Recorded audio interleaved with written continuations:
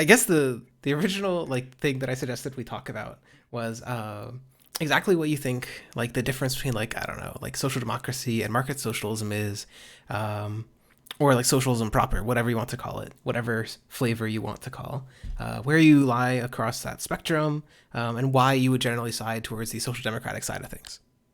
Right. Oh, So actually, I no. would. Before we do that, nope. We gotta do the Oh, mandatory thing. Shill your okay. channel and where people can follow you and what you do. Oh yeah. So hi everyone. My name's Hans. I'm from Hans of Harkir. I do a weekly book review into on nonfiction topics like history or politics or philosophy or economics. I have a background in public policy. That was my major in college. Just something I do. I'm also a huge regular book nerd, so I've actually considered started doing like fiction books as well because nonfiction's kind of sad. It like just like learning all the ways the world's messed up. So I got True. it. Yeah, I finished like Manufacturing Consent by Chomsky in 2 days, and my brain melted. But then I downloaded.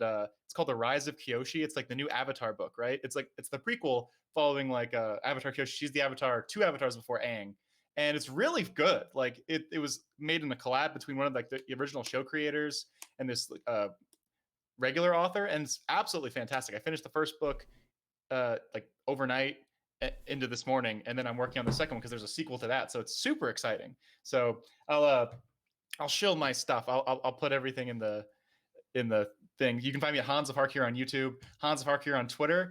My Twitter game is super weak right now. If you want to help me with that, I would love to get to 69 followers because I don't need any more after that. And then same thing with my. Oh yeah, I'm almost to 1,000 subs on YouTube, which is really exciting. So if you want to help me get there, that also be Pog. So then I could become a real, I'll be an e-boy, Well, you already are in spirit. Um, so I guess then to return to the original question, I asked, what do you think social democracy is? What do you think socialism is? Where do you lie along that spectrum? And why do you, you described yourself as a social democrat previously. Why do you think you prefer on that side of the spectrum as opposed to closer to the socialist, this side of the spectrum? I got you. I think currently it's more realistic inside like the spectrum of electoral politics because it's like I feel that Bernie Sanders and AOC and the squad and stuff, they've done a certain amount of effort and work in making more of regular Americans acceptable to social democracy, and that we should try and capitalize on those victories and then see where it goes. Like, so my like current like best sort of system, I'm totally amicable to like the concept of socialism. It's more Mm-hmm. that I'm confused. It's more that I think it might be easier per se to decommodify certain things and leave the majority of stuff untouched right now. Again, like I'm not like I would love to get rid of the commodity form and like all sorts of fun stuff like that. I'm not really sure how you do that. I've tried to do some reading on it. Just like every single time it goes right over my head, and I read a lot of economics. So I'm like, I don't know how I can't I can't really think of a market system that doesn't have some kind of commoditary or monetary like currency. So it's very Mm-hmm. difficult for me to like comprehend that.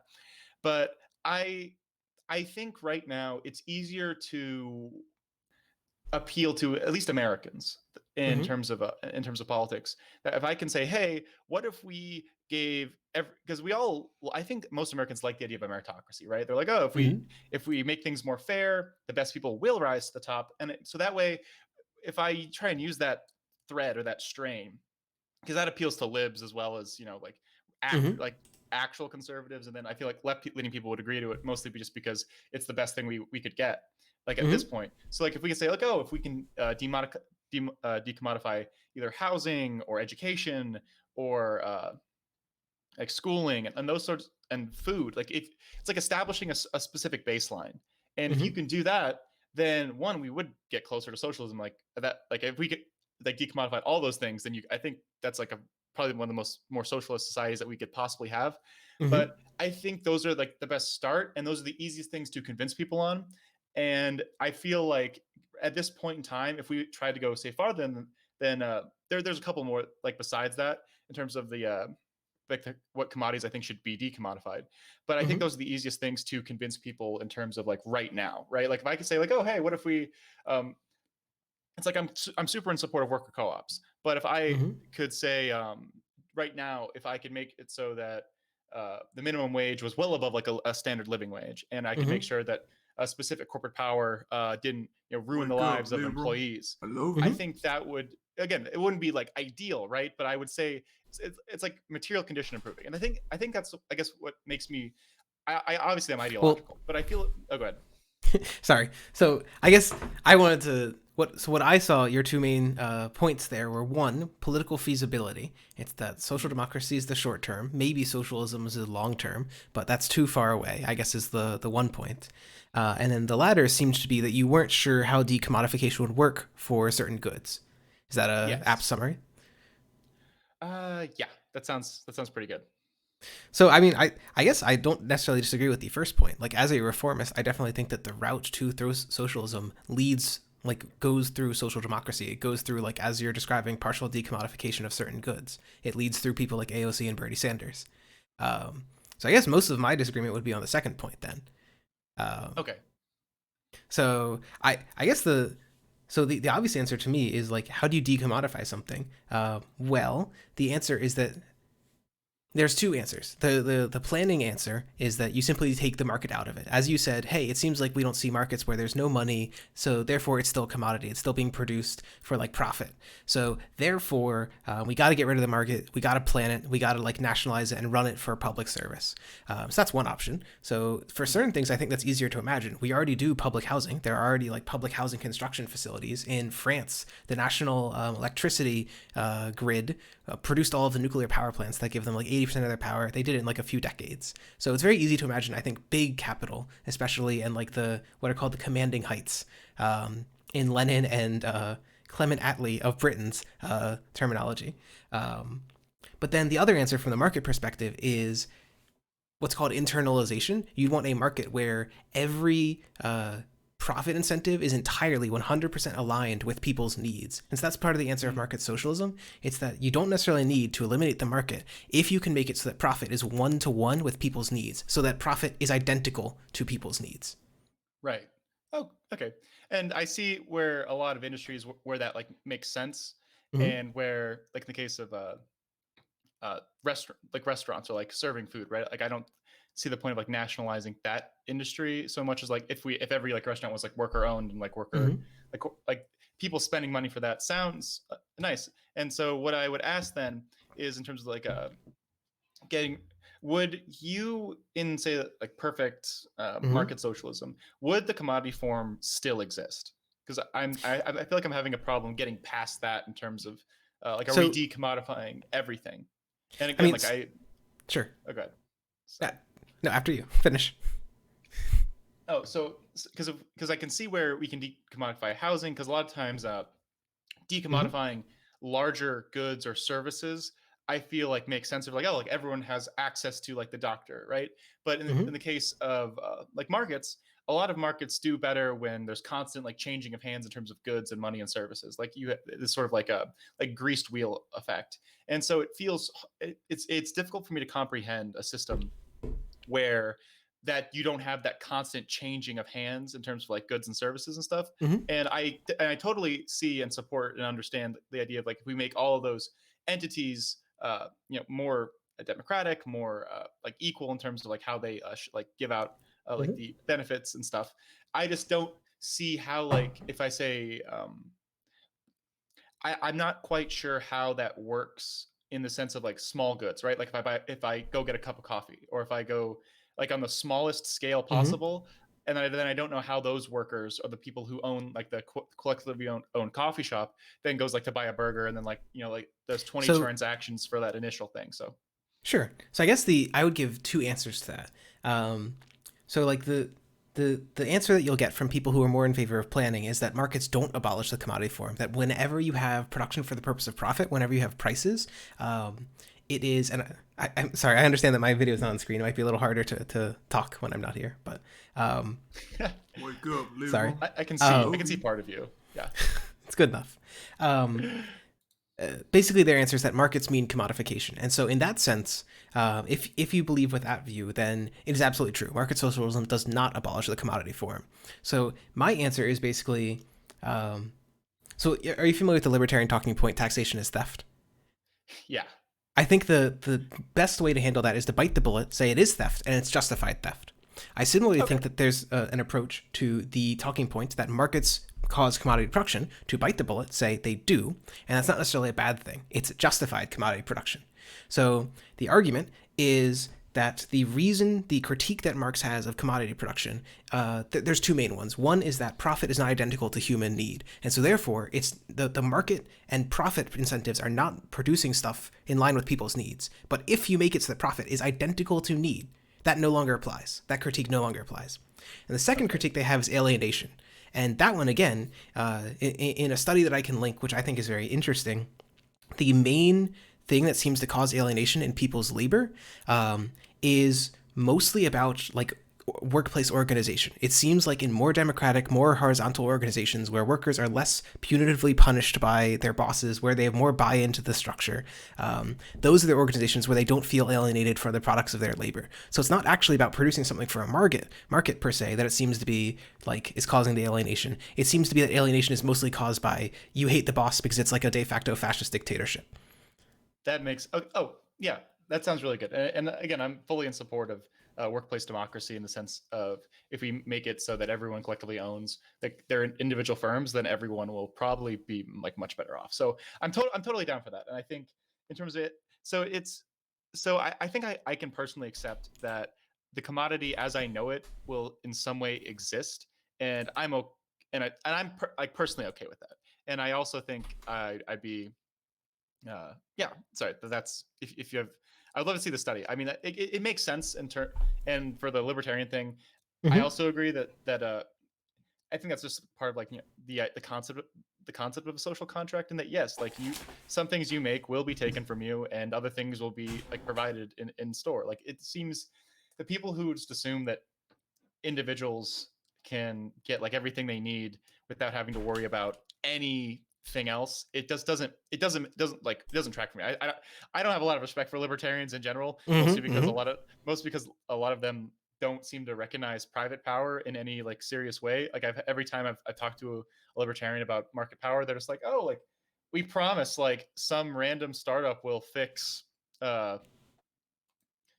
you know, Amazon's like monopoly control. Like that's just not how like the world works. Again, like, and that's something I have like I beef with like in terms of like regular neoclassical economics, which is why I'm if I had to define myself in terms of like economic stuff, I'd say Mm-hmm. I'm more post Keynesian than like a classical like It's okay. We'll get you neoclassical to the or left like side of Marxian. post Keynesian. Okay. I think I'm there. Like I don't. Mm-hmm. I've read a lot of post Keynesian stuff. Like I've read like Steve Keen and Stephanie Kelton. Like that's more like modern monetary theory and stuff. Mm-hmm. And like I like those stuff. I think that they make more sense. And you know I'd say the most conservative like like economist that I have any like real degree of respect for would probably be like Paul Krugman. And again, like he's like a super like neo lib, like Paul like Kugerman is definitely in the Keynesian school. I yeah. so I, yeah, no. I guess I just brought up the libertarian thing. Like I totally agree. The lack of analysis of market power is like a huge problem with libertarians. It have you ever heard of the Coase theorem? hit me. It's like basically it's a theorem developed by a guy named Robert Coase. It asserts that if perfect property rights exist, then there will exist no violations of people's like rights. It's very difficult to explain, and it is like technically true by the way it's constructed. And basically, it's the way that libertarians argue. They say, well, actually, market power wouldn't be a problem if there existed perfect property rights in such a way that like reputation were a property right, and so therefore firms would have to like buy reputation, and reputation would be in this perfect reputation market. And so when the consumers hate the firm, they'd give it a perfect negative reputation. Basically, the point is like in a trivial sense, where there exists no market power, this does hold, but as soon as you like include imperfections to the market, it just doesn't hold at all. That's like to get a That's little bit away from the main topic, but No, um, that's pretty classic libertarian or like neoclassical economists to say that. It's like, oh, if we have a perfect system, then everything's perfect. It's like, oh well, no shit. Like you don't have any externalities, you don't have any sort of yeah, that was my I think that's part of what got me like I'd say like actually, that's going an like interesting aside. So I feel like you're going to give me this story, but why don't I lead it into it? What is your the history of your political movement over time, and what do you think moved you along that path? oh gosh. So I'm pretty online. I honestly saw some like Kyle Kalinske secular talk videos, and I think a junior in high school. So that was fuck Hmm. 7 years. I was 16, so 7 years ago. I'm 23. Oh no. So it's so. Am I older or younger than you? I think I'm 22, so we're no Oh, different. that's a hello, young man. Oh my god. I will corrupt you back to the social. I'm joking. I'm joking. But yeah. So I saw some secular talk stuff Hmm. when I was a junior in high school. I Hmm. saw a lot of like Bernie Sanders like memes and images of him on the internet. I didn't get Twitter until 2020 or at least Hmm. 2019. So I was never on Twitter. I wasn't on Tumblr, and I wasn't on Reddit. Like it was super weird. Like I was online, but like not super online. So So what? You were just a I lurker? Where were you getting? Was it just oh, YouTube or? YouTube, and then Imgur. Have you heard of it? Like Imager? Oh my god. I'm super active on there. No, it's fun. Like I can post my memes. It's mostly just me like stealing people's tweets and putting on. It's like, hey guys, this is a fun tweet. And then like I get to the front page and I say, hey, first check out my channel, but also like, hey, Republicans are bad. You should please vote blue. And like it's just it's like, and it's Yeah, no, I'm glad that's it's kind of enjoyable. yeah, that's kind of what I did. And then I branched out a bit. Like I saw some David Pakman stuff. I never really liked Pakman's brand. He always seemed kind of, I don't, like what's the word, like nebbish. Like I don't know. Like I felt like Nebbish. it was like I felt the need to stuff him into a locker every time I like watched him and listened Oh to his no, voice. no! And I was like, I'm like, Pac-Man is like a Zoomer with the mind of a Boomer. He's wonderful. He's yeah, cute. He's valid, and I hate everything you just said. Okay. I'm sorry. He seems like a nice, it's like people's brand, right? Like I've definitely met people in my life where it's like everything you say is really cool and like you seem like a decent person. It's just like something of like the X factor of conversating with you just makes me dislike you, and like you don't deserve it All because like you right. seem like a really nice guy. Like We need to that's cancel Hans for his Pac-Man hate. Okay. I don't hate Pac-Man. I just don't watch him anymore. I don't really You watch you're you're talking here. You're like Pac-Man's just got this aura that I hate. Okay. I just can't stand Pac-Man's aura. I just look at him and I get the urge to push him into a locker. It's Oh like my like god. the hate is like hate's a strong word. I don't think I hate specifically anyone on what could like generously be called like the like the left, Hmm. at least online. It just it's just branding stuff. Like I don't really watch secular talk anymore either. I was on uh What do you watch nowadays? Like, so I guess this is an interesting one again. Like, what channels do you, in your position, watch? What is like YouTube to you? What is like the internet to you? okay, so I watch a couple of like video game streamers in terms of card games. Hmm. So I watch two Magic the Gathering streamers. I watch Hmm. two Legends of Runeterra. It's a different card game. I watch those streamers. I watch two Teamfight Tactics. It's like a League of Legends mini game streamers. So that's like my gaming streams. And then obviously like I'm Very subbed to serious like a political lot. content. Yeah, and then so that's like all my non-political content. And then I obviously I'm subbed to Philosophy Tube and ContraPoints and H Bomber Guy Hmm. and like The Sean. trifecta. Yeah, and then like so those are like the obviously the big ones. And then in terms of news, I don't really watch a lot of streamers for I don't watch a lot of people for news. Like Hmm. uh I have I read news. Like I have like I read AP, like Associated Press and Reuters, and I know like AP is like not good for like South American elections. Hmm. I Hmm. but I like being able to read things quickly, and then there's only so much content I can really watch on YouTube. So I already watch all of my content. So if I never tune into a You better stream, be it's not watching be on 2 times speed. Are you I like watch. aware of like speed up abilities and so on? Oh, I have a special plug. I watch videos at 3 times speed. Ah, yes, but Pog. So do I. Yeah, Pog. All the good people in the it's world use 3 times speed. there's too much content. Otherwise, you could never actually finish all of it. Like it It's feels literally true. Actually, the like real there's so talk. much stuff. Do you ever watch stuff on Netflix? Like, do you ever watch anime? I don't know what do you watch, but like anime or Netflix or anything like that. Do you watch those on multiple speeds as well? I don't have the extensions for those yet, but I want to because honestly, it's very frustrating. Like I understand like in terms of like art forms and that sort of stuff. I probably wouldn't want to watch it like much faster than like double speed at the most Mm-hmm. because I would love to like I like the animation and stuff, but I can definitely there's definitely been times where I had to stop like watching something because like this is just so slow or like the people are talking so slow. I actually like full disclosure, I can't play like card games anymore. Like I can't play Magic the Gathering and like Your like brain's been broken. Our brains have all been broken by the internet. yeah, because I watch these people like play it like 3 times the speed And then I try and play it. I'm like, why is everyone so slow? This is terrible. So I end up going crazy. That's like I can still do TFT because everything is like quite fast paced in terms of like the clicking and stuff, and then I can just sit Hmm. back and like do nothing. But yeah, like turn based games online, I can't do them anymore. It's just it's bad. And then yeah, so that's those poor people. But yeah, those are my diet. And then in terms of like streamers, Hmm. now that I watch all of your like the stuff that you put Oh out, no. like no to your We got channel we got now. Hans the simp, okay? Hans the simp. I mean, Hans of Simpier, okay? I need something to listen to while I'm running. Okay, like you can only listen to music so much, and so it's nice. Like I saw your debate with the Tankies, and I haven't like watched all your stuff like fully back. It's mostly everything that you've put out like since Hmm. I talked to you, and then in terms of streamer stuff, I don't watch Hasan. I have a friend who does. I just couldn't get into it. I guess I'm threatened by the other alpha energy. You know, I'm like, oh man, Hmm. like this guy, like Someone earlier in chat called you Hans Piker, okay? I, I saw that. I'm watching the chat right now. It's like, Oh my thank god. you. Yeah, I'm. Everyone behave yourselves. I'm watching you. But then, but honestly, like I watch probably the streamer that I watch the most was is Vosh, Hmm.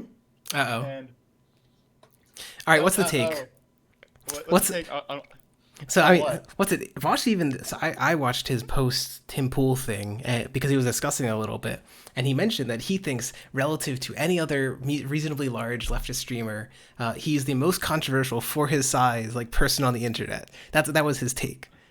Oh, I can absolutely like buy that take. Like, I mean, I don't. I mean, I guess you could say, um, like the Hassan like saying that like that 9/11 thing like that one time, but I think it's more a general online left cultural reaction to him as Mm-hmm. opposed to like a single event, right? Like I've seen like all the Vosh out of context things, and I think they're hilarious, and I I totally understand if you don't like him, it's very Mm-hmm. easy to find something that confirms that like as why you don't like him. And like back in the again, like I'm not outing myself as an edgy boy, but like I used to be kind of edgy. I'm kind of soft now, but and so when I was first when I was like watching like streamers and stuff, one like he was on YouTube, so all of his stuff like came in Mm-hmm. you know like video form. I didn't see Hassan until like after probably 6 months after I started watching Vosh, and then so I just you know I listened to his. Here's how like I would go like back when I was still in college. It's like Mm-hmm. I would wake up. I was in a I would wake up at like 6 because I was really busy like with different types of work and stuff. So I wake up And at you're going to like say that you ran for an hour listening to a Vosh debate? no, I woke up and I had like I woke up like 5 or 6 and I had like morning stuff and then I had classes and then I went to the gym for 2 or 3 hours and then I Oh would my get god. home and I was yeah but then and then I would like collapse on the couch of my apartment in at college. Mm-hmm. I'm graduated now, and Sure. I would you know I would make dinner chicken and rice because there's nothing else to eat Mm-hmm. if you're trying to get big as a poor college student. Like Ooh, that's we need to literally all vegan pill you. We need to vegan uh, pill you so okay, hard. okay, okay. I Well, know actually, all wait. of So the. I want to Okay, go say ahead. this a little bit on topic. I'm gonna cut this off. So last thing, what was I gonna ask?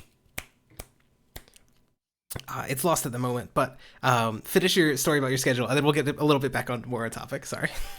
I got you. And then I would just like listen to a Vosh thing while I was cooking dinner, and then sitting down, and then I'd be set. I still haven't actually seen the Tim Pool Vosh video. My roommate and I, um, we took a good work boy pledge this week in terms of like going to work and like for him Mm-hmm. he does like programming stuff, and we agreed not to drink at all like until Friday. That's worse than it sounds. Like I said, like back in college, I was literally the dude. I had like this party trick where I would literally like rip off my shirt like at a party, Oh my like god.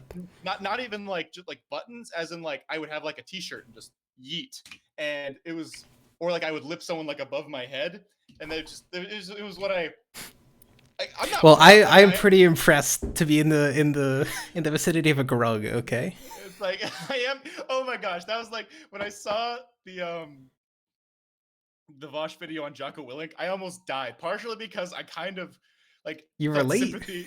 Yeah, I was like, what's wrong with being a grug? There's got to be like one of my personal like weightlifting heroes. His name's Rob Kearney. he's an openly gay strongman athlete, and Hmm.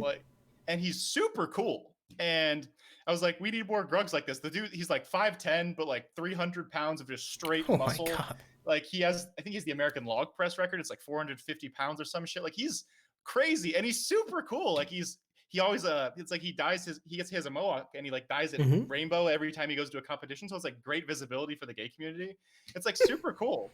Yeah, and I thought, like Neat. he's honestly like really, like I really like him. So it's like there's lots of cool figures that I look up to that are Grugs, right? And definitely I like being a Grug in terms of an aesthetic. Like I don't like being small. Like I still have like somewhat, honestly, like quarantine's been pretty rough. Big I'm having, Hans. Wait, yeah, you know, like like oh Big gosh, Joel? You should just be Big Hans. Because oh gosh, like right now, your channel has the Sargon of Akkad like vibe going. Right, Harkir, it sounds like some Middle Eastern country that if you polled Americans, they would vote to bomb. But you could pivot to being Big Hans, right? And then it would emphasize your size, which is what people really care about. I mean, oh gosh, like I mean, I'm not super attached to my branding right now. But if you guys, I'm not like if seriously. but if you wanted to workshop, like I like it. It has alliteration. It alludes to Magic the Gathering, which I was a huge Oh, fan that's of. true. Yeah, like Khans of Tarkir. That was my favorite Magic set. That's like back in like 2013, 2014. It was all about dragons and barbarians. That was super cool. I play D&D a lot. I actually I don't know if you can see it, but on the bottom of my Can't. like No, sorry. nightstand, I have some D&D books. And it's I started this is actually really sad. In high school, I started Dungeons and Dragons Club, and Hmm. it was a school of 800 kids. I had over 100 members in the Dungeons and Dragons Club at my school. So we about 12% got them into Dungeons and Dragons, and we had a disproportionate amount of number of like young girls, because apparently even then I was still like chatting it up. So like it was just people. I got accused at the activities fair of using my sex appeal to get women to sign up for Dungeons and Dragons. Like it's like I it's like it's like I don't. Hans is It's not getting my. me too in high school. Oh no. It's like it's like Controversial streamer appears with socialism done left. I'm so sorry. It's like Well, is that I just asked them if they wanted to join my club, like while wearing a tight shirt. Like it's not like which then of course you promptly ripped off while getting drunk in college. that was Um, in college. That was oh, high you school. That's hadn't. different. Mhm. Yeah. Well, I'm so I'm happy that we've like checked the box off that Hans is just an utter Chad, right? Card game pro, lifter pro, yeah, enormous, right? yeah. Everything you It's, need. all right, bread pill me. Like what I'm ready to go. Hit me with something Well, so I real. think You know how we my originally got to this was I mentioned a libertarian talking point in the context of markets and decommodification. So my assertion is, I think you can take two routes. You can either say yes, markets will always cause commodification. But that's okay because we're eliminating the bad parts of commodification. So it's fine that it's happening. Or two, you can just say that commodification is when price is different than need, and so therefore again you're eliminating the bad parts of commodification. So it's like now you are producing for profit. So basically that's the argument there. It's that like and I think if you want to take this further, have you read? This might be a book that you've read. I didn't search your channel. The People's Republic of Walmart. I have not gotten to that one yet, actually. Basically, the argument that it raises, and this is something that many people have raised, is that most firms internally are planned. Amazon does not have much of an internal market, nor does Walmart, nor do most big firms. De facto, they are enormous central planning machines. Now, they still exist in a market. They're still price mechanisms. So, if you've heard of something called the Lange Lerner model, which I used to be a big fan of, and if you haven't, that's fine. No worries. You don't need to be utterly familiar with 1960s socialist planning methods. I'm not. I can't say I'm sorry. I'm demonstrating my ignorance. I haven't read all the books yet. I realized that Has not did the quite math. yet read all the theory, putting that on the list.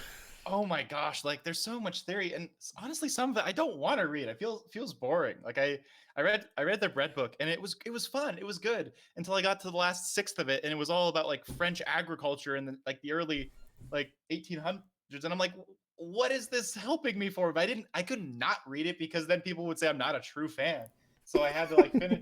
I had to finish it, and it just ended up like I didn't gain anything from it. You know what I mean? Same thing with Mm-hmm. Chomsky. Like I love Chomsky, but the entirety of manufacturing consent is about stuff that happened during the Cold War and into like the 60s and 70s. Like it's just not super topical. You know what I mean? Yeah. It's like fuck. Do I Well, really have to read? Oh, good. no, I mean, no. I was just totally agreeing. I think that there's there is a a very good truth to like if you believe, as Marx did, that you should be critical of things, then in general, all things equal, authors who are writing more recently, who are writing with more like empirical evidence, will tend to have an advantage over authors in like the distant past. I know this is not speaking to how fun the books are. I remember reading The Conquest of Bread, and I thought it was very fun, but it was also just worthless to me because I felt like it had almost no practical political messages. I want to say it was like a solid 1/8 of the book was just talking about how we, the people, improved the quality of agriculture. We improved the land. We drained the swamps. Drained the swamps is included like I want to say 10 or 20 times in the book. That particular phrase. And I was just like, I don't. Good. They're dry now, but I don't care. This is not like useful political praxis. So I guess so. Just to return a tiny bit to the point, People's Republic of Walmart. It's like a brief intro to idea that companies do internal planning. So the assertion of it is, hey, what if we just nationalize Walmart? Hey, what if we just nationalize Amazon? And then we can just do central planning. So I guess the argument that might be raised is maybe right now markets are more efficient, but at some point in the technological future, as we get more and more ability to process data, it might be the case that planning becomes more efficient than markets. That's the Oh, I assertion. can absolutely. Okay, I can absolutely buy that. I think the most reasonable idea of a like post-labor society would be Mm-hmm. techno-communism, where everything is essentially done by like computers, right, or done Mm-hmm. by robots. And I'm totally down for that. That's probably the type of communism that I'm most okay with, Mm-hmm. uh, and it makes the most sense. What I would be so I'm totally uh, I agree that that's becoming more and more the reality in terms of like our market, that things will become more efficient. I'm I guess my contention with that would be then is that no No, would I'm be sorry. I that was laughing at someone in chat. Don't worry. Keep going. what are you saying at me? What do you They said I might swing? have to stop simping for SDL ironically and start unironically simping for Hans. Please don't. Thank thank I you. need that You money. you can simp for both of us. Like oh I need it all. I need monopoly power in this market.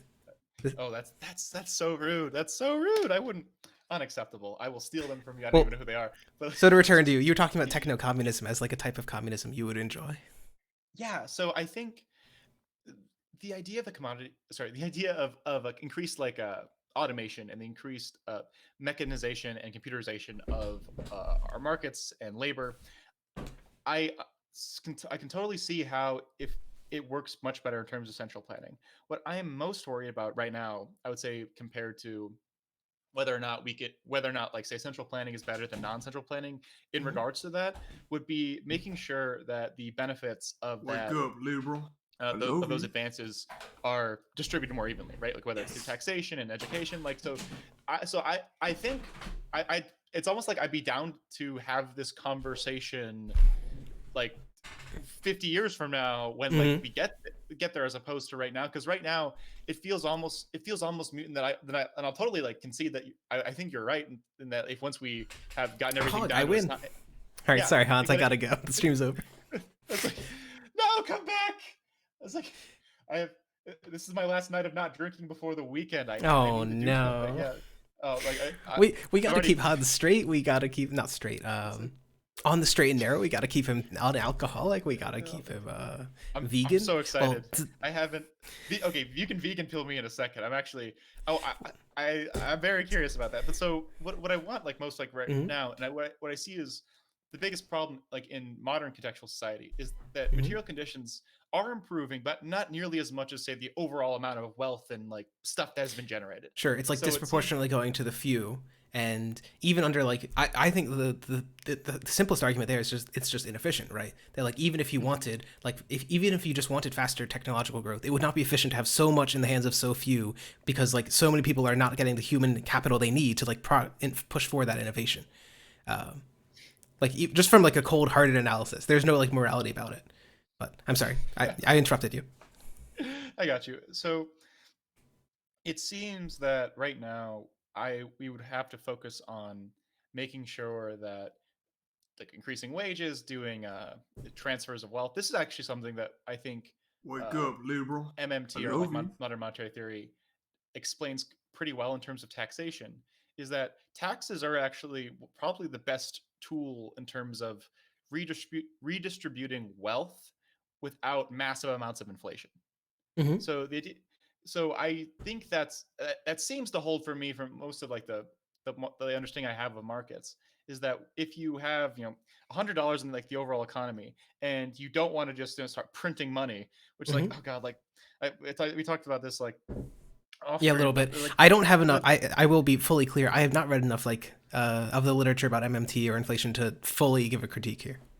I will MMT pill you. No, it's just the basic tenets of MMT that I like prescribe to or understand is the idea Hmm. that the taxation is useful much more so than raising funds as a redistribution method without getting massive amounts of inflation. Sure. The second thing is that deficit spending isn't like the inherent evil that everyone that like that conservatives thinks it is, or like neoclassical economists. As long as Hmm. people keep buying American like bonds, then we can keep inflating ad infinitum. So those are the things that did I say two or three things like that's so many different Well, things. no. So no, you said some good answers. So I guess actually, Yeah. well, so it sounds like the arguments here are like one that like the move towards quote unquote decommodification, towards like quote like genuine planning, perhaps that's like a future project. And so again, that's something I don't necessarily disagree with you on. I think that's like something that we're limited by technological capacity. It's not like a political choice that we don't choose planning to some degree. It's like that we don't have the data. Um, so I agree with that, and I also agree that politically, in the short term, it's kind of like social democracy that has to be the goal to even get closer to like a socialist system. And so I guess I have something to say about that, but I'll table it for a moment. I think originally in this discussion, I asked you, what do you think like social democracy is, and what do you think like Oh, socialism is? What would you describe the differences between the two as? I would say the biggest difference between social democracy versus like democratic socialism would Mm-hmm. be the idea of just like the creation of a strong social, like an extremely strong social safety net, and like and you can Mm-hmm. fit anything inside that, whether it's like education or housing, and that's the focus as opposed to decommodification. When I think of social democracy, I don't think of decommodification as like an inherent end goal so much Mm-hmm. as like a byproduct of Of the welfare. yeah, of the welfare. So Mm-hmm. I think that's, and so for me, I guess that prescribes more to my uh, leanings that most of what I'm focused on is the material and psychological conditions of people, like making people feel Mm-hmm. like both like materially taken care of and psychologically taken care of as well. So it's like I'm down for the for the decommodification of everything, but I see that as it's just like it's a means, right? Like it's not me. That isn't my end goal in any like real like stretch, and I'd be lying if I said it was, right? So I feel like Wake up, I can't liberal. call myself a I true love you. socialist Mm-hmm. if I'm not like down to for decommodification for the sake of decommodifying. Like if I use Mm-hmm. it as a tool to accomplish, like we're on the same street for 99% of like where we're going. It's Sure. just it's a different You're gonna like stop. You're gonna stop earlier than I will because you don't want to go all the way, at least yet. Is that the um idea? not even that I don't want to. It's just that I'm more concerned about getting to a certain spot and then like I'll like reevaluate, right? Like I'm pretty sure I'm 9% sure that I'm down for what you're proposing. It's that I Pog. probably want it's that I probably want to get to where I go first and then we'll like see, right? Like I think Mm-hmm. and that goes back to like the uh like more pragmatic stuff in the sense that I actually do want to run for elected office someday, right? Like once I change my name back from Hans to my real name, and Mm-hmm. I, settle down in a city and become a respected, like academic and professor, and get like my PhD and do all the stuff I want to do for that. Then yeah, like that's what I want to do, and I feel like maintaining Mm-hmm. not just ideological consistency, but knowing that my goal specifically as like a politician would be to benefit the material conditions of like American citizens, I think it's more responsible for me to be worried about that more than say like the ideological desire to abolish the commodity form. Sure. So I guess one of the things that you mentioned at the beginning of the stream I think is relevant now. You mentioned that AOC and Bernie Sanders both had a I think I could quote Lenin on this one that simply having a prominent role in like parliamentary bourgeois democracy, to use socialist terms, um, gives people an enormous platform with which to put forward these goals. And so I guess the question is, if it is true that your goal is simply to get to social democracy, is the harm, do you think, of like, say, advocating for socialism, of like calling yourself a socialist, essentially that the term is toxic, that it would turn some people away? What is it that you think would differentiate you in that one? Or another term that might be relevant is like entryism. Should you hide your power level to achieve your goals? I don't think my current goals or my power level needs to be hidden, and it's different in terms of say Of like course, if I comrade.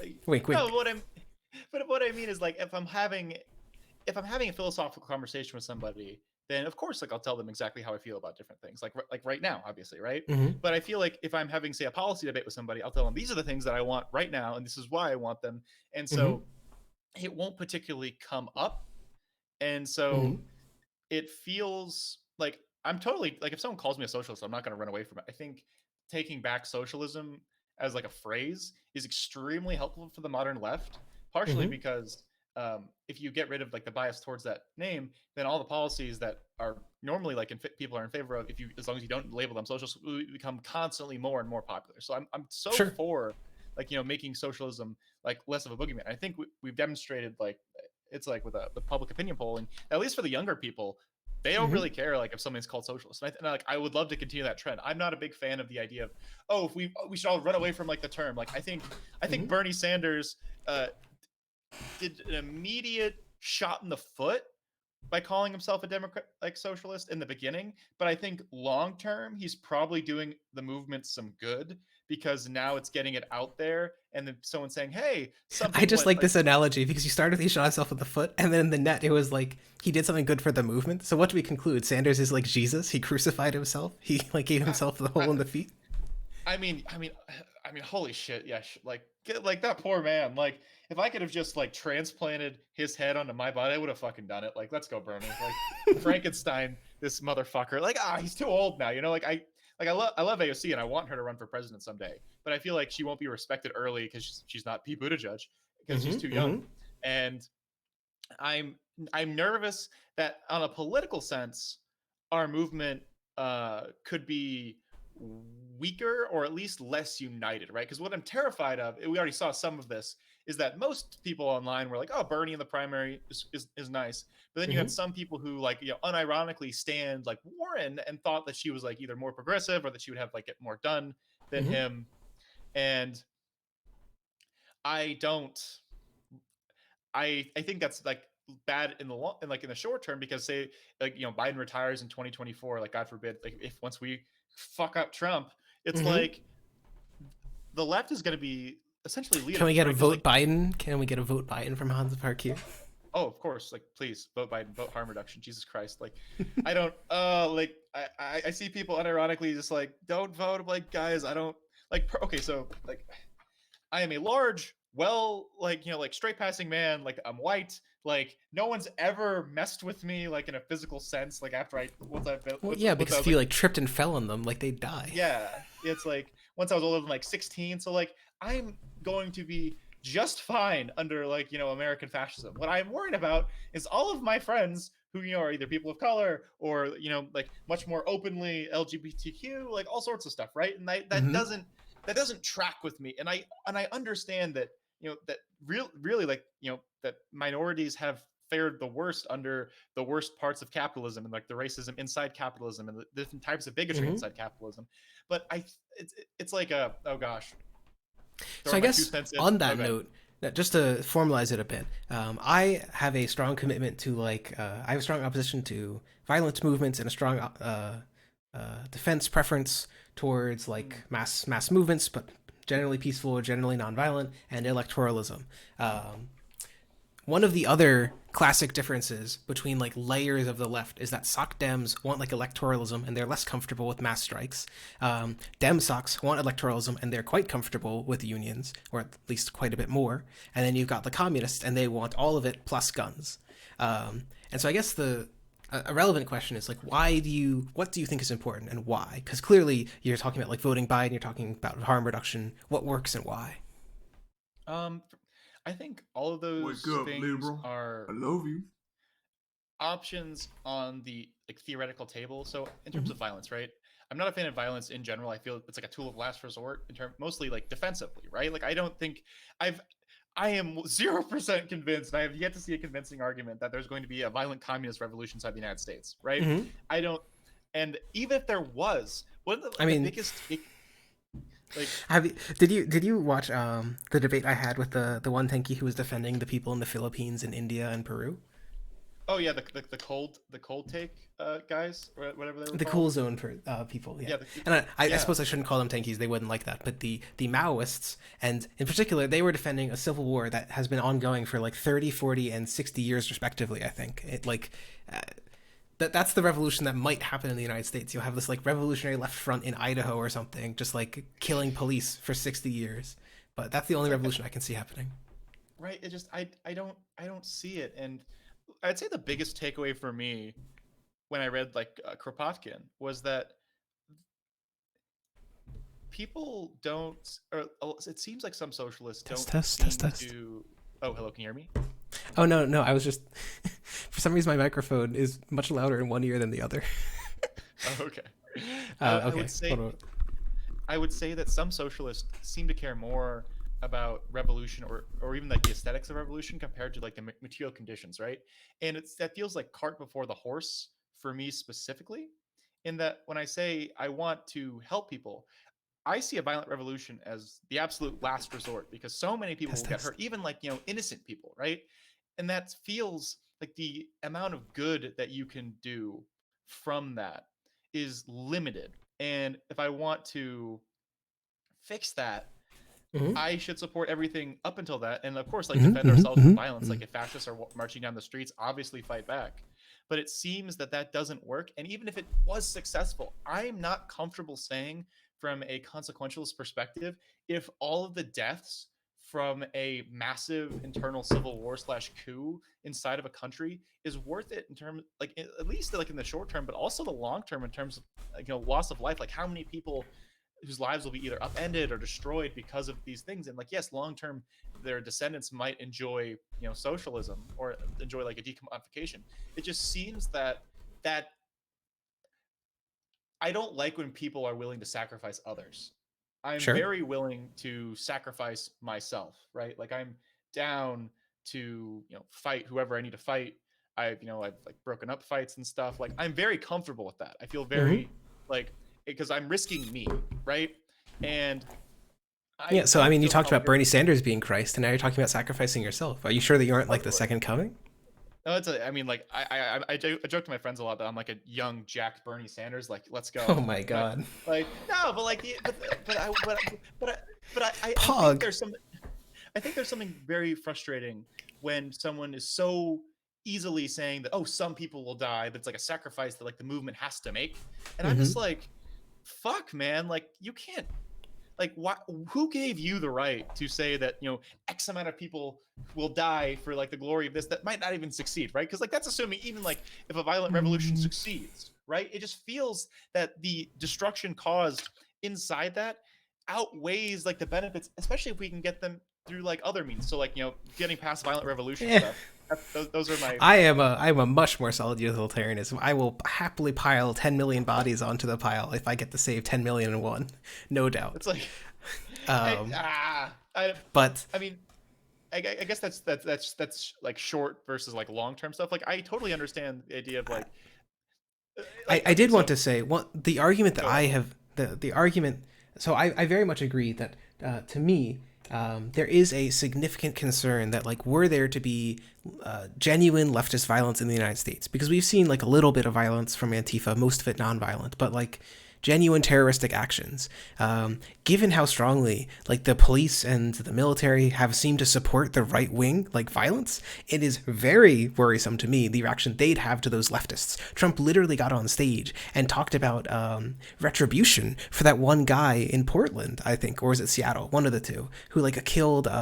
I think accidentally. I don't remember the full details, but they were involved in the killing of a right wing person, and then like Seattle or Oregon or federal police took them and killed them in a van.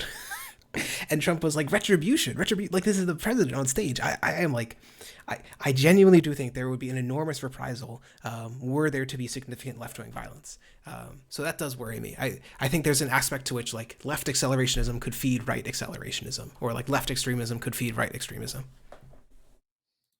I and I think you're totally right in your assessment there. That I this goes more into the idea that even if, like, say, a revolution would take place, I don't think we're going to win it. Right? Mm-hmm. That feels like something that's past what we could hope, like, relative, like, easily get. And I don't think, again, like, it's like one of the, I think you said it better in that if there is like like violence, it seems like the state is much more comfortable supporting right wing violence or like fascistic violence, Mm-hmm. and I don't think that we're going to win. And if that means, if revolution, again, as the last resort, if you can get there, even then, I think, like, I'd have to be convinced, right, like, in terms of sacrificing innocent people or other people, like, to do something. But in terms of Because I guess the um, obvious analogy would be like there have been fascist coups and fascist civil wars before. Pinochet won a coup. I don't actually remember exactly how the Portuguese fascists rose, but they rose and they were in power for 50 years. The Francisco Franco fought a war and won. And there was violence against them. But what ultimately got them out was like internal coups, was like student protests that were ultimately mostly peaceful near the end of the regime. So I guess I just didn't want to mention like I don't want to say that people shouldn't defend themselves, but it is also not entirely clear that defending yourselves will be an effective way to achieve these sort of things. Like ultimately, the movements that have brought down a lot of dictators. This is something I have you actually read the Chenoweth and Stefan book that I often cite? It's uh, what's it called? it's called nonviolent the strategic logic of nonviolent resistance. I have not read the all that to, add that to my list. The only book that I have left on my Here, reading one. list, so everyone wants to like convince me to like read their book specifically, is Mm-hmm. called Hiding It. It's called Hiding an Empire. It's about like American imperialism and colonialism. Mm-hmm. And after that, my reading list is actually empty. So I mean, it's not empty. Like, I have like 20 million suggestions, but like, if everyone wants to fight me on like which ones I should read next, like, go for it, because I'm looking for some news. I mean, that sounds like right up my alley. Like, I would love to see everything Sure. about that. It's an interesting book. It's mostly I. Its argument is that at the heart is that nonviolent mass resistance is more effective than violent mass resistance. And so one of my consistent fears is I'm worried that left wing violence will legitimize right wing violence, will legitimize state suppression, and that will like cripple the left wing movement. Um, so that's one of my fears there. It's that like if some leftists do try either an abortive or even successful, like let's say they take over Idaho again, right? For some reason they're just really popular in the potato state. It's not clear that this wouldn't lead to like just an enormous uprising of like state violence against like even people like sock dems or whatever. Um, It's like, okay, yeah, I mean, that makes perfect sense. Like, I don't like it makes me, like I said, it makes me even more adverse to like violent revolution. And this, so it, like, I don't think you have to like pill me on like not doing violence. I'm mm-hmm. just I would Oh, say, but done I am, easy. yeah, yeah, easy. I mean, like, gosh, like, who has to Just be pilled on racking that? up these dubs. I mean, it's, I think we agree on most of this stuff. It's like, then, so moving So on to does like that the make other. me a sock dem, or does that make you a dem sock? Oh, I'm making you. I. Does it matter? I mean, I guess it does. Like, I got proper branding, right? Like, oh, guys, like, Mm-hmm. I'm not. So, but I think for the last two, I like both, right? Like, obviously, Mm-hmm. electoralism has its failures, and that we're always going to be like systematically like disadvantaged in terms of fundraising as long as like certain things are held. But I also think that That's oh, actually good. so. That's one point I wanted to note. One additional difference that I have often seen. So I don't know how true this is in the grand picture of history, but one thing that often seems to be the case is, as you mentioned, soc dems are interested in welfare. They're interested in redistribution, but they aren't generally interested in like shifting the balance of power from like the rich to the poor in structural elements. That's one of the things that I've seen. So Oh, like one of the quotes that I really like from what's his name, Michael Brooks, died recently.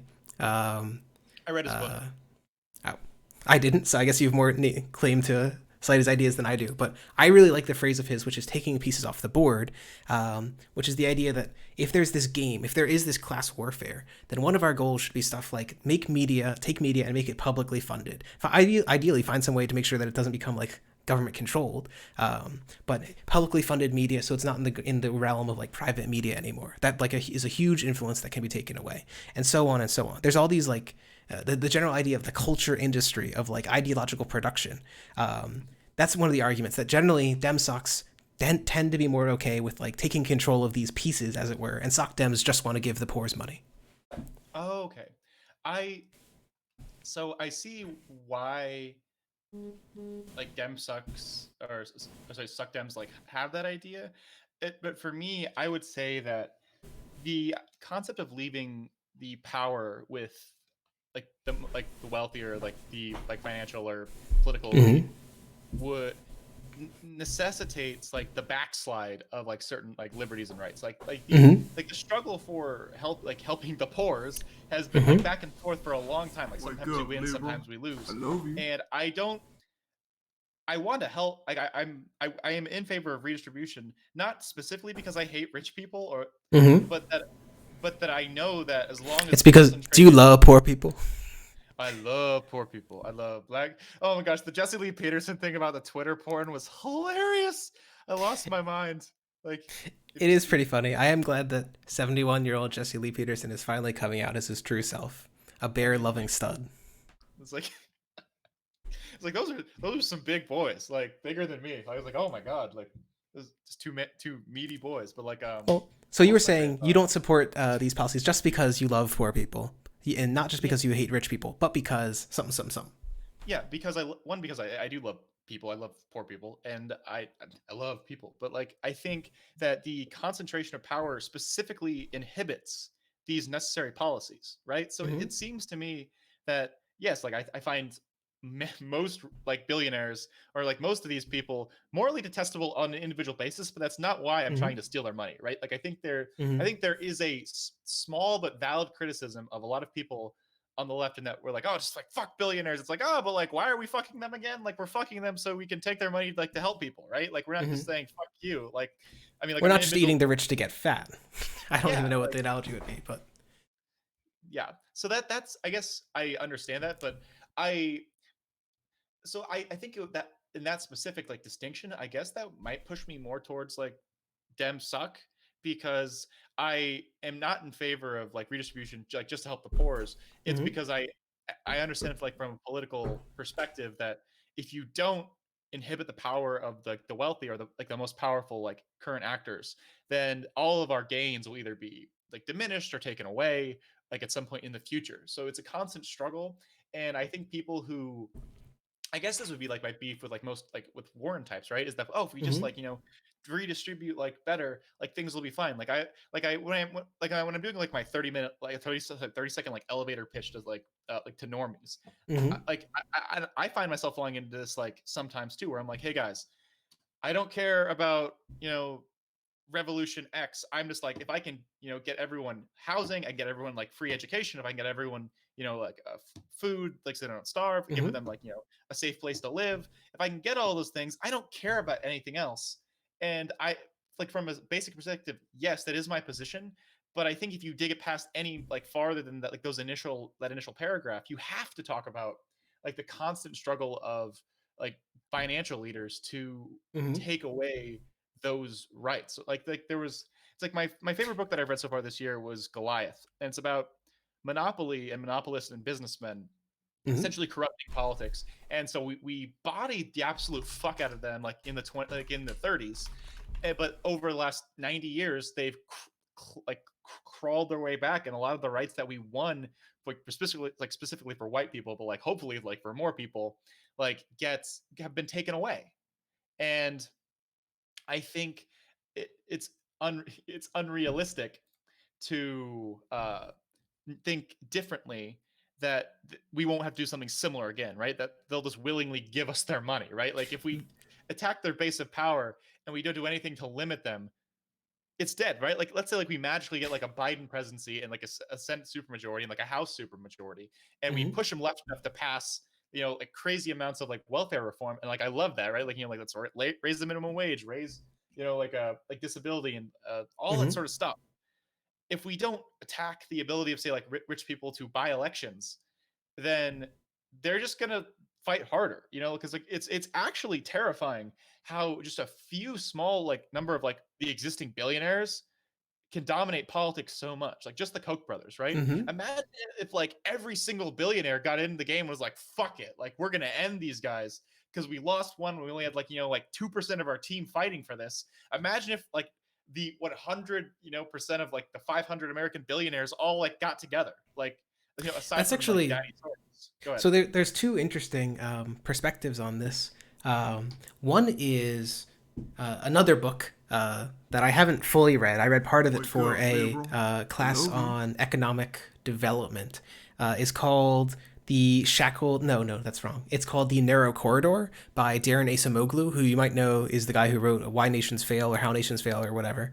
Um, and one of his big arguments, and I don't think he phrases this very well. I think the book's pretty bad actually, but I think the subtext of the book is it's basically about two things. It's about horizontalization and it's about buy-in. So one of the things that he consistently points to is when you have a like polarized elite and society, he calls it, which I think are not helpful terms at all. He points to examples in like I don't know Weimar Germany and Chile, where especially the landed elites and like rich not rich, like the industrial ownership class had directly opposite interests as did like the poor and did the like in Chile they basically freed the serfs in like the 50s, not even a meme, like the 1950s. The like post serfs, the tenant farmers and the urban workers had diametrically opposed interests to the like elites. And there's this broader trend that we see that highly unequal societies are much more likely to collapse. So basically, the first point that I think is very interesting is he suggests that horizontalizing a system also makes it more stable. I think one of the ways that he puts this is because now everyone has buy-in to some degree.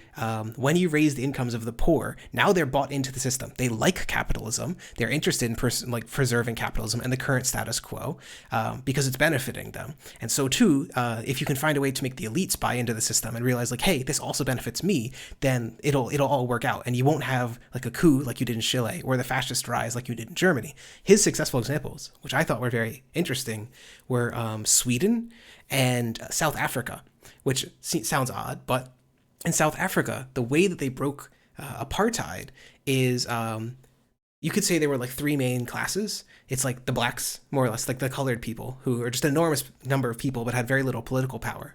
And then the white, like planter and miner class, and then the white industrial class, like the owners of factories. And the white owners of factories were actually on the side of the black workers because they wanted higher educated workers. Because apartheid, I don't know if you know this, was so bad that they denied blacks education because they wanted cheap, uneducated, idiot, like black workers to work in their mines and farms and not know enough to like fight back. So the industrial class did not like that. They wanted educated workers. They wanted them to go into the school so that then they could churn products out in their factories. And so basically the idea that he's saying is the other example, just to bring it back to actually more close to socialism, is in Sweden. His assertion is that sectoral bargaining through the Meidner Plan brought in big business. It's a big component of like the Swedish social democratic like long-term way of getting the business elites and the workers in the system. His assertion is that the Meidner Plan, which what it would do is each industry, each sector would like have equalized wages. So if every welder would get paid like, I don't know, $12 an hour or whatever, every single welder plus like some experience wages or something. And so the idea is that this actually enormously incentivized big businesses to join into the compact, which sounds odd.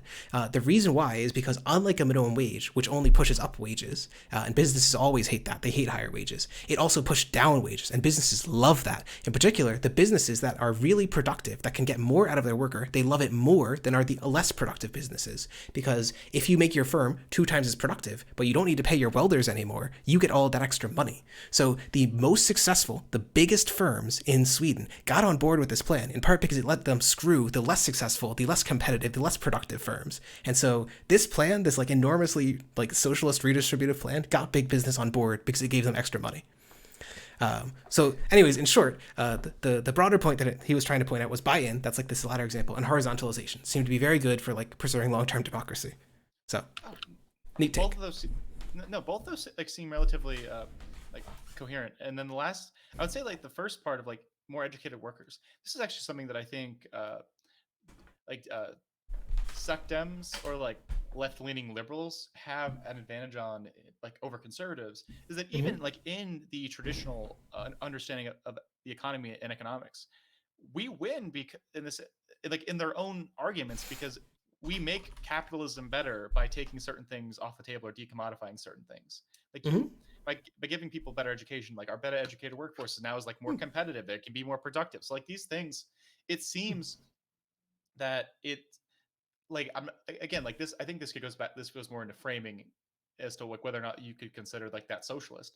But I think those are that's something that can make people much more okay with uh, these concepts without directly like saying we are having like a socialist economic revolution or like economic accelerationism like in that regard.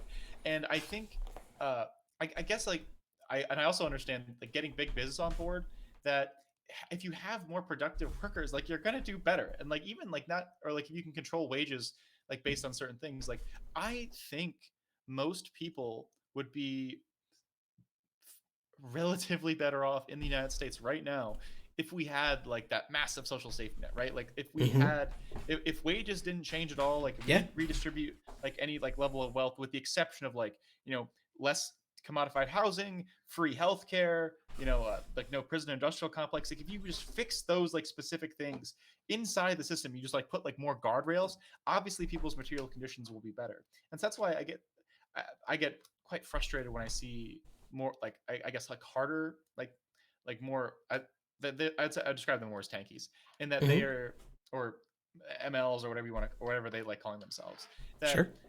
it's almost like they don't care so much about the material conditions as they do about changing the form of government. Like on the ultimate example of that is like Caleb Maupin, right? Where he's just Mm-hmm. like, oh, like I want a different government that isn't the U.S. government or like or the U.S. style of government in power, and you know.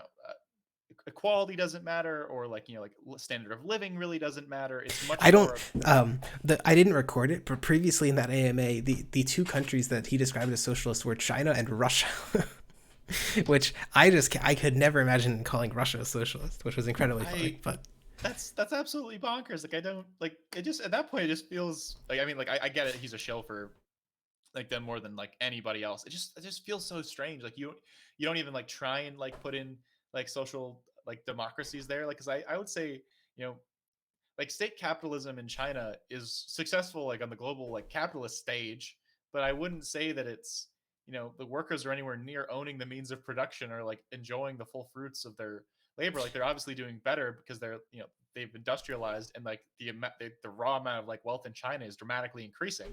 mhm. But I don't. But it seems that I guess. Sorry, go ahead. oh, good. Well, I so I was just gonna. I think I don't know how long it's been, but it's been a little while. I figured I might get towards the winding down part of the stream. oh of So course yeah. So now that we've like totally destroyed, we've destroyed tankies, we've destroyed conservatives, we've destroyed libertarians, right? The only remnant ideologies are dem socks and sock dems. Okay. Uh, I guess the two things I was going to mention, if you want yet another book recommendation, in part it touches on China's growing enormously quickly, but a relevant comparison is to look at Japan and South Korea. And the basic point is that all three of them grew enormously quickly. And what the author Mariana Matsukudo in her book The Entrepreneurial State argues is that all three of them use the state to do technological diffusion and to do basic research. So they funded basic research and they stole it from America for all three of the countries. And they gave it to as many industries as they could, sometimes in violation of patent protections, especially in the case of China. And that allowed them to enormously grow more quickly because unlike in like a system where you have very strict patents, and I think we might have mentioned this in the previous stream, they were able to share a lot of their productive abilities. They like forced workers from one facility to help the other facility be more efficient. And so I just think there's an interesting lesson actually in all three of these that like state investment in capitalism, state capitalism to some degree, but it doesn't need to be state capitalism. It can be state like socialism or whatever, state like social democracy, can achieve like these enormous growths. But to return to you, to give you like the closing bits, I guess why don't I let's end on a non-confrontational note. What would you say like the strongest two arguments for like one social democracy and two democratic socialism? What would you say the strongest arguments for each are? And then, then at the end, I'll ask you to show your channel, but you don't need to remember that. I'll remind you. I got you. I would say the best argument for social democracy right now is that it requires no fundamental shift to the structure of capitalism or our society that exists right now, right? It just dramatically expands the social safety net and weakens the power of specific political and economic elites. And I think that is very attractive, at least electorally. And it seems like, and from an electoral perspective, it's the most well conceived of actually working. So that's like one for socialism. Mm-hmm. Sorry, for social democracy. Uh Two, two for social democracy is that social democracy can get to, I would say, people that are just strangely adverse to socialism, right? Like the phrase itself, right? oh. Mm-hmm. Like if we actually had a clean distinction of socialism versus social democracy, that telling like people like say like, this happens a lot, like specifically like with my mom and my dad, right? My dad's an Australian national and my mom is used to be conservative, but Mm-hmm. they're both like, oh yeah, like I'm fine with nationalizing healthcare, like we have, but I don't think that's socialism, right? Like they don't like the idea of calling those things socialism, right? It's just like the instinctive like boomer Mm-hmm. or like or Gen X like reaction or recoil. So I think like I'd say in American like electoral politics, like not just calling everything that we're doing socialism has that benefit. And again, like that's like the hiding the power level kind of thing. Although like, Mm-hmm. I think you could make the argument that like most of Bernie Sanders' reforms are social democratic reforms as opposed to Mm-hmm. socialist reforms. Yep. So I think that so I'd say those are the two benefits there. But then I would say that that a social that the democratic socialism, if we stick with social democracy, no matter how Mm-hmm. good it gets, I feel that there's a much greater internal threat of it being rolled back, right? Like we Mm-hmm. had great economic regulations and protections under the like following the New Deal, and they just stripped them away piece by piece until we have crazy, financial casino land right now. And that is always going to be a problem in specifically social democracy because Mm-hmm. if we don't like say like cut out the core and the heart of the people that make like say the society like unequal, To like be clear, you're not saying literally cut the heart out of those people, no but no to cut the no core no out no of their no like power, right? yes. Oh You're gosh, not no no sacrificing the rich on the altar of Baal, right? That's a yeah we're no, we're not doing that. No, we're not doing that. But that I'd say it makes it's more defensible in stability long term. And then the other thing is that there is a specific material like betterment by abolishing the commodity form as the way you've described, right? mm-hmm. Then yes, that's an even greater benefit on top of all the benefits that exist from social democracy. So I can totally understand like, and again, like it doesn't seem like I'm like particularly adverse to either of those two things. Mm-hmm. It's just that in the short term, I feel like I can do more with social democracy and and then if we get to democratic socialism, I'm down. It just seems that it just seems that right now we're working towards the same thing. And I Mm-hmm. feel like I don't think it makes me like, not a social democrat to like support worker co-ops and stuff. So I feel like I can support worker co-ops as a social democrat. And again, like if I'm pressed, like, are you a democratic socialist? Like in the same way that Bernie Sanders calls himself that? Probably, right? Like if I Mm-hmm. like because of how the term's used in modern American discourse. So of course.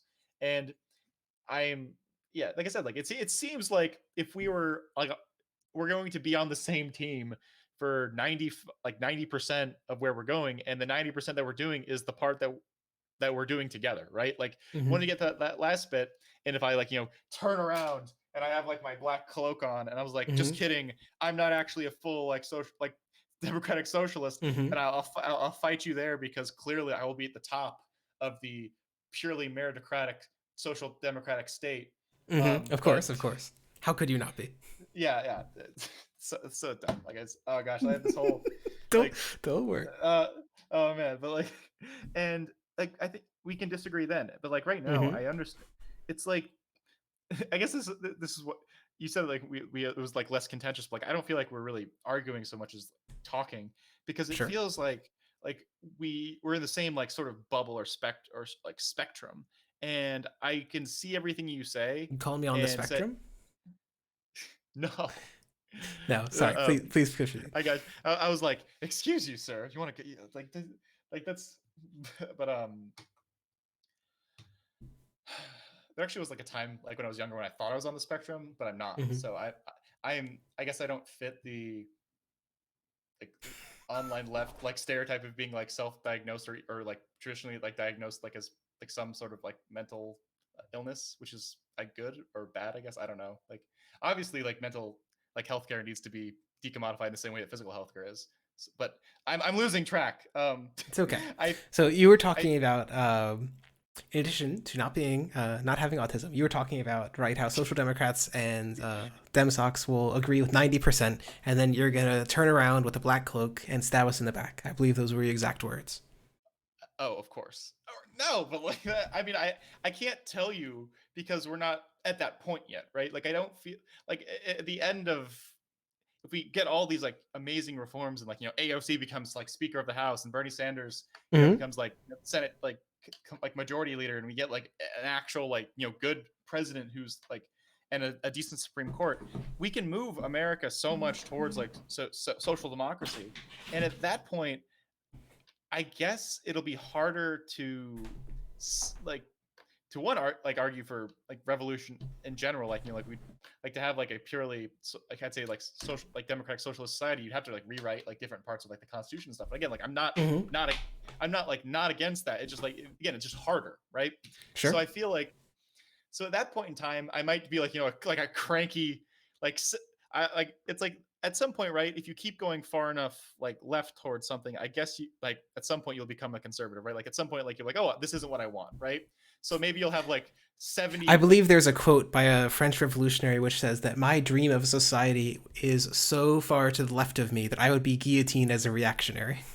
yes, it's something exactly like that. Like you'll have 73-year-old Hans still be jacked. And I'll be like, what are these fucking kids? Like, we have everything. We have free healthcare, we have free housing, we have free food, we have free internet. What the fuck more do you want? And they'll be like, we want the decommodification of, like e-girls. And I'm like, all right, well, I don't know. Well, it's Like, okay. You don't support that because you don't have a personal benefit from that. Because at 73 years old, Jack Tons is dating the head of Jesse Lee Peterson, who is fully out and fully accepting his new sexuality.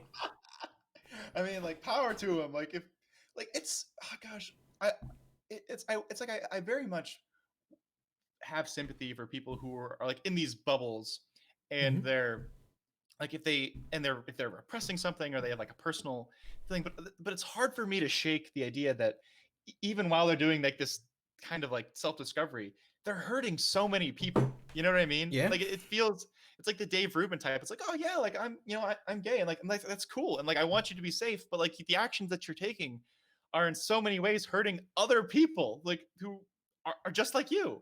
And it's very, I guess like it's easier for me to I can split like personal versus political like quite well. Like I have I have conservative friends like in college and like at home and stuff because I grew up in a very conservative area. And it's like Hmm. on an individual level, they don't seem like bad people. And I think that's something that a lot of like I guess like that we don't see because like if you're online and someone's a conservative, they're probably not very nice. You know what I mean? Hmm. I'm not, Politically and active people are not known for their nicety, no. yeah, and it's very hard to like push them because I know that like they're nice to me, and like if I can show them like someone who's like up from like a minority group, they will be nice to them, but they will still support policies that hurt them, right? Hmm. So it's very frustrating to be able to separate that, and I don't know how to like talk to those people aside from just saying like, hey, you keep saying like these horrible things and doing these horrible things, and I get this like you're very personally like nice to me, like grandma or like my grandparents on my mother's side are dead, so it's like my Goodness. so like my great aunt. Tragic backstory time. I'm an orphan. I killed my Hmm. parents myself, but the Uh-oh. but Controversial but Batman. a controversial. This is, but Batman's fascist Well, propaganda. Don't let it be told differently. But yeah, it's difficult. And I think Well, so on that note, so Go it ahead. is 11. It is my very strict bedtime. Oh gosh. So you were mentioning about converting people, right, to like thinking differently, right? Even these conservative friends. Why don't you give a plug for the world's greatest resource for that, your own channel? Why don't you tell us who you are, what you do, and where people can follow you? Of course. I'm Hans from Hans of Harkir. Apparently, we need to workshop that name. You Mm-hmm. can find me on YouTube and Twitter, and I do book reviews. I review nonfiction primarily right now. I'm thinking of switching to do like on and off fiction, nonfiction, because nonfiction's kind of depressing at times to Mm-hmm. get through it. And I love reading. I like sharing like the reading with people. And once I finally get like an actual like working computer setup, hopefully I can Mm-hmm. start streaming as well. So just come Pog. learn about stuff.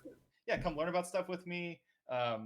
And yeah, follow me on Twitter. Get me past my sad little like 50 followers. Some rando like stand me today, and it was the single sweetest thing I've ever seen. He was like, "Why does Hans have so few followers?" I'm like, "I don't even know who you are, but like, thank you." I was so Well, like they're random. speaking to you, Vaporwave Doge. I'm Um, I'm I'm well, getting them. So yep. So you well, can find me there. I really appreciate it. And thanks for having me on no, again. well, This was less contentious than I expected. I thought you were gonna like force the bread pill down my throat, and I just didn't feel it. I feel like it just well, it went down sounds with like water. to me, right? The bread pill was already there. I just had to make you realize it. Okay, you'd already, what's it? The bread pill You was were the inside me the egg, whole right? time. You were the egg. Okay, you were already trans. You were already a demsock. All I had to do was crack it open, right? Boom! You burst out a beautiful demsock butterfly, or chicken, or whatever eggs do. All right. Well, again, thank you very much for coming on. It was a wonderful conversation, and make sure to follow Hans. Give him some followers on Twitter. See if you can get him over 1,000 on YouTube.